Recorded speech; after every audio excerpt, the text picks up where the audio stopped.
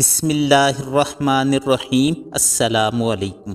آج کی ویڈیو میں امتحانات میں کامیابی کے لیے 3 انتہائی مجرب ترین اعمال بتائے جائیں گے۔ ویسے تو عام طور پر لوگ اپنی ویڈیوز کے اندر ایک آدھ عمل بتا دیتے ہیں، لیکن میں آج آپ کو امتحانات میں کامیابی کے لیے 3 اعمال کا مجموعہ بتاؤں گا۔ امتحانات دینے والے بچے اور بچیاں اکثر پوچھتے رہتے ہیں کہ امتحانات میں کامیابی کا کوئی وظیفہ بتائیں، تو یہ 3 اعمال کا مجموعہ ہے۔ الحمدللہ آج تک جس نے بھی یہ اعمال کیے ہیں اس سے اچھی ہی خبر سننے کو ملی ہے۔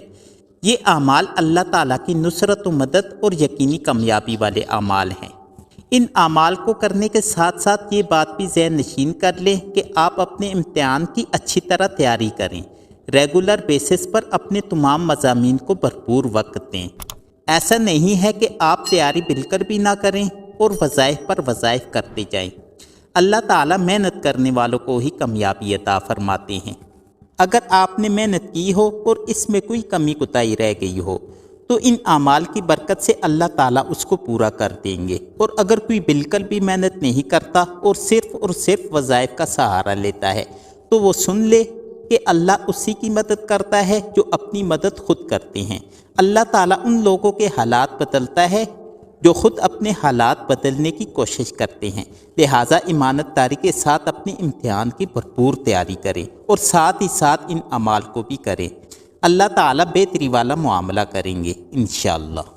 ایک اور لازمی بات کہ تمام زندگی اسی طرح امتحانات کے دنوں میں نماز کی پابندی کریں، قرآن کریم کی باقاعدگی سے تلاوت کریں اور اسی طرح دوسرے دینی احکامات پر عمل کریں۔ بہرحال 3 وظائف پر مشتمل عمل میں آپ کو بتانے جا رہا ہوں۔ یہ وظائف آپ نے امتحانات سے لے کر رزلٹ آنے تک کرتے رہنا ہے۔ انشاءاللہ آپ کے معیار کے مطابق اور اس سے بھی کہیں زیادہ بہتر آپ کا رزلٹ آئے گا۔ ایک عمل تو ایسا ہے کہ اگر آپ کو کسی پیپر کے متعلق خدشہ ہے کہ اس میں آپ سے زیادہ غلطی ہو گئی ہے، پیپر اچھا نہیں ہوا، تو میں تیسرا جو عمل بتاؤں گا اس سلسلہ میں وہ انتہائی مجرب ترین ہے۔ اس عمل کو کرتے رہیں، نماز کی پابندی کریں، قرآن کریم کی باقاعدگی سے تلاوت کریں، انشاءاللہ کامیابی حاصل ہوگی۔ بے شمار بچوں نے یہ وظیفہ کیا ہے، اللہ تعالیٰ نے کامیابی عطا کی ہے۔ پہلا عمل یہ ہے کہ جو بھی بچہ یا بچی جس نے امتحان دیا ہے تو امتحان کے بعد رزلٹ آنے تک روزانہ کسی بھی وقت ایک جگہ بیٹھ کر خشوع و خضوع کے ساتھ اپنے مقصد کو ذہن میں رکھ کر اول و آخر 11 مرتبہ درود شریف پڑھیں اور درمیان میں 5 تسبیحات اللہ تعالیٰ کے اس نام یا حسیبوں کی کریں، اور رزلٹ کے آنے تک یہ عمل کرتے رہنا ہے۔ انشاءاللہ آپ کی توقعات سے بھی بڑھ کر رزلٹ آئے گا۔ دوسرا عمل یہ ہے کہ روزانہ 2 رکعت صلاۃ حاجت پڑھیں۔ اگر کسی کو صلاۃ حاجت کا طریقہ نہیں آتا تو لنک میں نے ڈسکرپشن میں دیا ہوا ہے، وہاں سے آپ صلاۃ حاجت کا طریقہ سیکھ لیں۔ انتہائی آسان طریقہ سے اس ویڈیو میں صلاۃ حاجت کا طریقہ بیان کیا گیا ہے۔ صلاۃ حاجت کے 2 نفل آپ کسی بھی وقت ادا کر سکتے ہیں۔ یہ نفل آپ نے امتحانات سے لے کر رزلٹ کے آنے تک پڑھتے رہنا ہے۔ یہ نفل پڑھتے ہوئے آپ جب رکوع میں جائیں تو رکوع کے اندر سبحان ربی العظیم کے بعد 10 مرتبہ نصر من اللہ و فتح قریب پڑھنا ہے۔ اسی طرح سجدہ کے اندر سبحان ربی الاعلیٰ کے بعد 10 مرتبہ نصر من اللہ و فتح قریب پڑھنا ہے۔ اسی طرح دوسرے سجدہ میں بھی 10 مرتبہ پڑھنا ہے، اور دوسری رکعت کے رکوع و سجود میں بھی نصر من اللہ و فتح قریب 10 مرتبہ پڑھنا ہے۔ 2 رکعت نفل مکمل ہو جائیں تو پھر آخر میں اپنے امتحان کی کامیابی کے لیے دعا کریں۔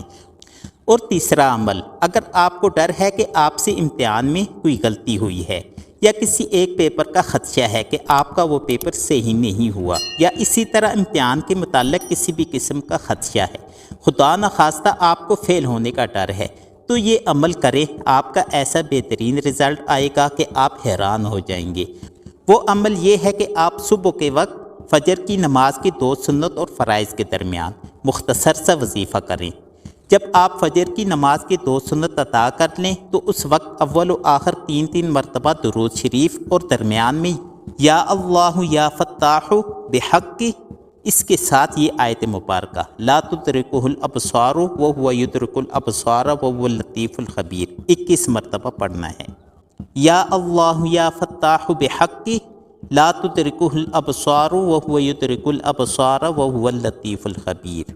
21 مرتبہ اور اول و آخر 3 مرتبہ درود شریف پڑھنا ہے۔